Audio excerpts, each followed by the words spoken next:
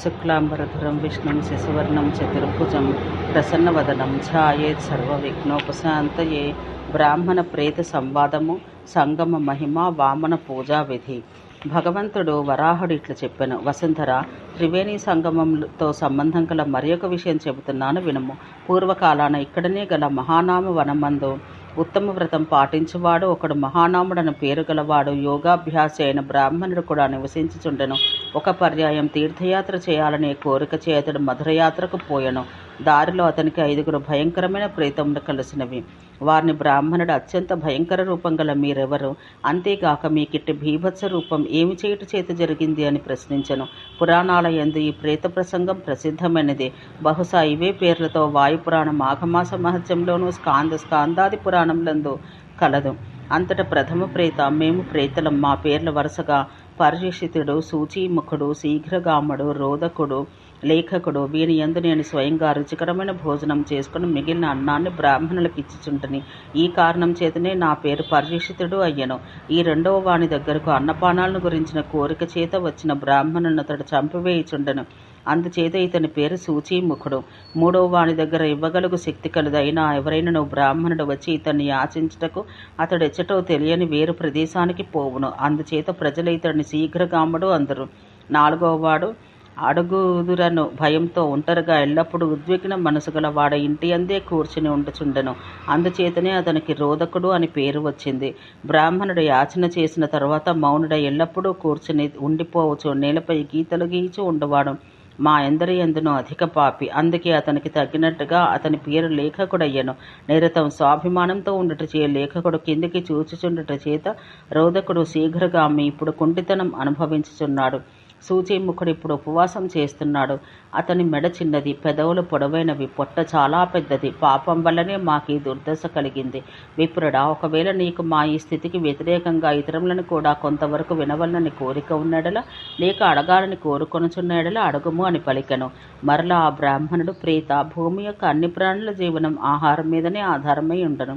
అందుచేత నేను మీకు లభ్యమగ ఆహారం ఏది అని అడగవలననుకొనుచున్నాను అని ప్రశ్నించను. అతడితో ప్రేతం ఇట్లు చెప్పెను: దయానిధివైన బ్రాహ్మణుడా, మా ఆహారం గురించి తెలుపుతున్నాను వినము. ఈ ఆహార పదార్థములు ఇట్టివి. వాణ్ణి నీవు విన్నడల నీవు నాపై అత్యంతంగా అసహ్యపడచుందువు.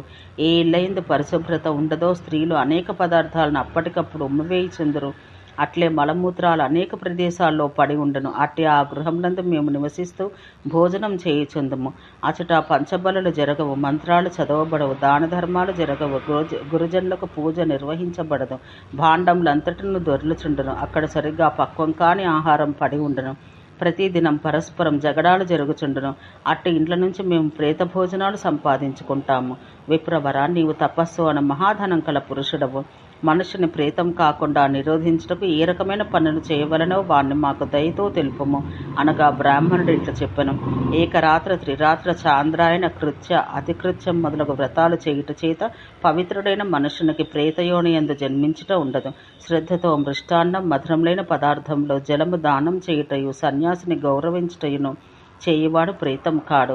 5, 4 లేక కనిష్టంగా ఒక వృక్షాన్ని నిత్యం జలం చేత పోషించువాడు, అట్లే అన్ని ప్రాణుల ఎడ దయచూపువాడు ప్రేతం కాడు. దేవతలు, అతిథులు, గురువుల, పితరుల యొక్క నిత్య పూజ చేయు వ్యక్తి ప్రేతం కాదు. కోపాన్ని జయించి పరమౌదారం కలిగి ఎల్లప్పుడూ సంతుష్టుడై చెడు విషయాల ఎడ ఆసక్తి శూన్యుడై క్షమాశీలుడు, దానగుణం గల వ్యక్తి ప్రేతం కాలేడు. ఏ వ్యక్తి శుక్లపక్షం, కృష్ణపక్షంలో ఎందు ఏకాదశి వ్రతం ఆచరించనో, అట్లే సప్తమి, చతుర్దశి తిథుల ఎందు ఉపవాసం చేయనో అతడు ప్రేతం కాడు. గోబ్రాహ్మణ, తీర్థ, పర్వత నదులు, అట్లే దేవతలకు ఎవరు నిత్యం నమస్కారం చేయుదురో వారు ప్రేత స్త్రీ గర్భమందు చేరరు. కానీ ఈ నరుడు ఎల్లప్పుడూ వేద విరుద్ధ ప్రవర్తన కలిగి ఉండును, మద్యపానం చేయును, చరిత్రహీనుడు, మాంసాహారి అగును, అతడు ప్రేతమగుట జరుగును. ఇతరుల ధనాన్ని వశం చేసుకున్నవాడు, అట్లే ధనం తీసుకుని కన్యను అమ్ముకున్నవాడు ప్రేతమగను.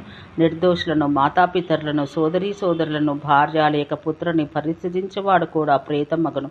ఈ విధంగా గోబ్రాహ్మణ హత్య చేసిన వాడు కృతజ్ఞుడు. భూమిని, కన్యను అపహరించిన పాపాత్ముడు కూడా ప్రేతమగను. ప్రేతం మరలా బ్రాహ్మణునిట్లు ప్రశ్నించెను: శ్రేష్ఠ బ్రాహ్మణ, ఎవడు మూర్ఖత్వానికి లోబడి ఎల్లప్పుడూ అధర్మం, ధర్మ విరుద్ధములైన పనులు చేయను, అట్టి పాపైన వ్యక్తులకు ప్రేతత్వం నుండి ముక్తి చెందుటకు ఏమి ఉపాయం కలదు? దయతో దీన్ని చెప్పుము. బ్రాహ్మణుడు ఇట్లు చెప్పెను: మహాభాగుడా, చాలా కాలం కిందట మాంధాత మహారాజు ఈ విధమైన ప్రశ్నను అడిగినంత వశిష్ఠుడు అతడికి ఇట్లు ఉపదేశం చేసెను. ఈ పుణ్యమైన ప్రసంగం ప్రేతులకు ముక్తి కలిగించి వారికి ఉత్తమ గతులను ప్రాప్తించినట్లు చేయును. భాద్రపద మాస శుక్లపక్షమందు శ్రవణ నక్షత్రంతో కలిసి ఉన్న ద్వాదశి యందు చేయబడ్డ దానము, హవనము, స్నానము ఇవన్నీ 1,00,000 రెట్లు అధిక ఫలమిచ్చుచున్నవి.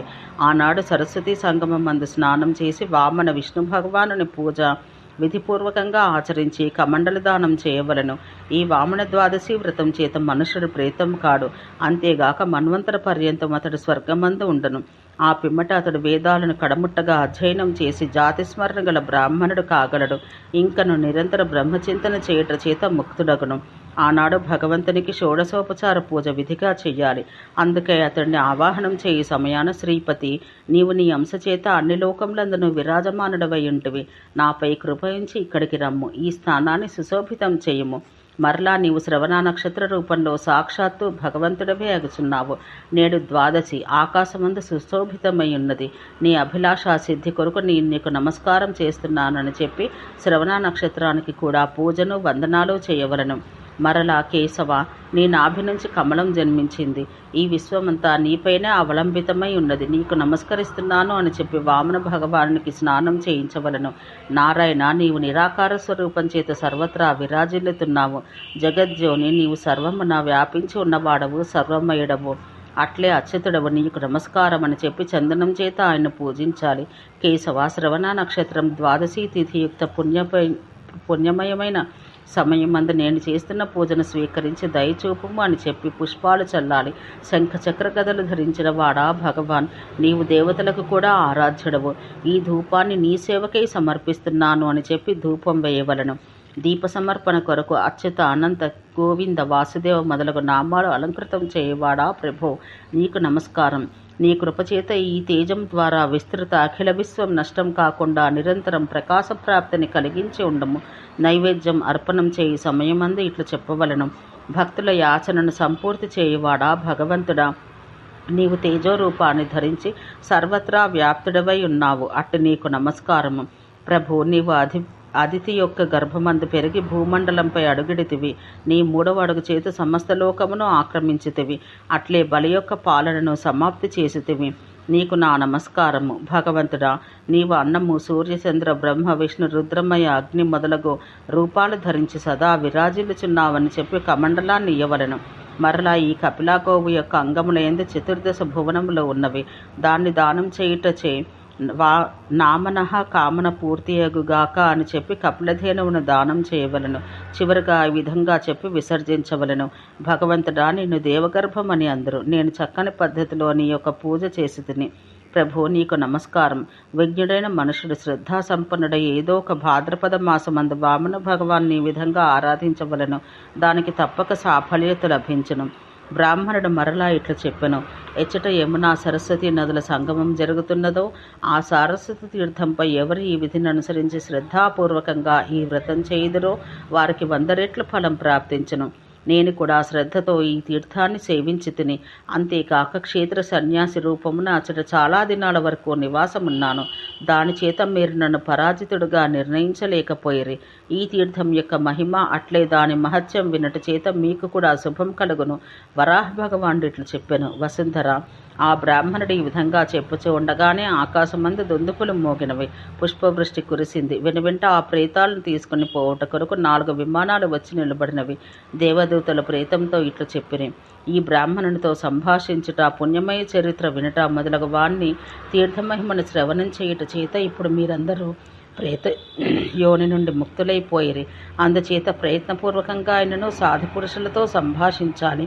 ఈ విధంగా దేవతీర్థమందు అభిషేకం చేయుట, అట్లే సరస్వతి సంగమము యొక్క పుణ్య సంపర్కం చేత దురాత్ముడైన ప్రేతాలకు అక్షయ స్వర్గప్రాప్తి కలిగింది.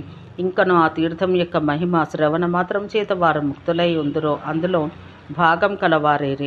అప్పటి నుండి ఈ స్థానం పిశాచ తీర్థం అనే పేరుతో విఖ్యాతి చెందెను. ఆ 5 ప్రేతాలకు ముక్తినిచ్చినట్టు ఈ ప్రసంగం సంపూర్ణ ధర్మానికి తిలకం వంటిది. ఎవరు పరమభక్తితో తత్పరతాపూర్వకంగా ఈ చరిత్ర చదువుతారో లేక వింటారో, అట్లే దానిపై శ్రద్ధ కలిగి ఉందరో వారెన్నడూ ప్రేతం కారు.